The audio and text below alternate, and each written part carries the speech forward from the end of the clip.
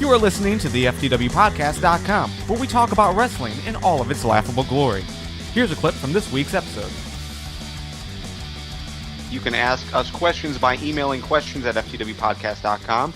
You can send us a tweet at FTWpodcast, use the hashtag FTWLive, and also post it on our Facebook wall. From Greg on Facebook, he asked, was a year-long build of Rock versus Cena good for business? And specifically good for this match in general? I don't think so, because if you look back on it, I think The Rock especially, but Cena too, I think they threw a lot of their good promo material. I think they wasted a lot of that very early on. And then it's just, The Rock has definitely run out of gas. Cena's still going strong, but Cena had some of his best stuff like way months ago, and The Rock just ran out of gas. So I don't think it's been good for the WWE at all.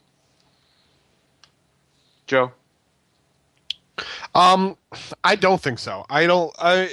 Because really, aside from doing like the initial thing last year, and then nothing picked up until like Survivor Series. So really, I think it was a waste. It was an interesting attempt, but I don't think it's going to work out to the full fruition. Because right now, those guys seem stale and like they're not really sure what the fuck they're doing, or at least promo wise.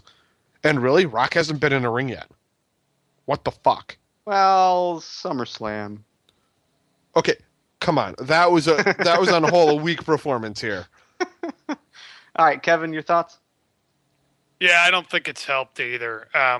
I think a lot of that has to do with the fact that The Rock hasn't been there, and you guys make great points. The promos have gotten worse as the year has gone on. It seems like they, used everything up beforehand. Yeah, I don't think it was. I don't think it helped that much either, considering The Rock wasn't there on a weekly basis. Yeah, and the live chat is agreeing. Rock versus Cena was more interesting a year ago, and I have to agree with that as well.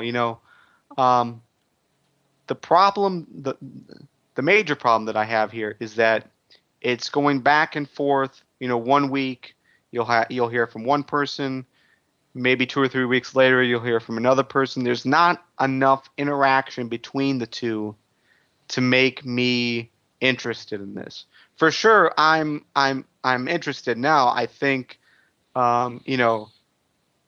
when they're both on Raw, like they were last week, when they were on the week before, I was really interested.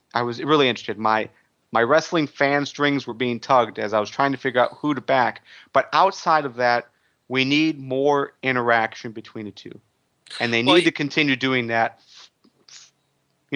From now on. Yeah. I mean, when you've got like a week or two break before the other guy response, the promo seems really, really fake, because then it's taking the other guy 2 or 3 weeks to come up with a response. And when you're trying to build excitement for a match, you need quicker stuff than that. Ideally, you want something like you had with like Cena Punk, where they're sitting across the ring exchanging jabs with each other. Well, you've heard our thoughts, but now we want to hear from you. You can find us on Facebook and Twitter, and even join us live every Tuesday at 8 p.m. at the FTWpodcast.com.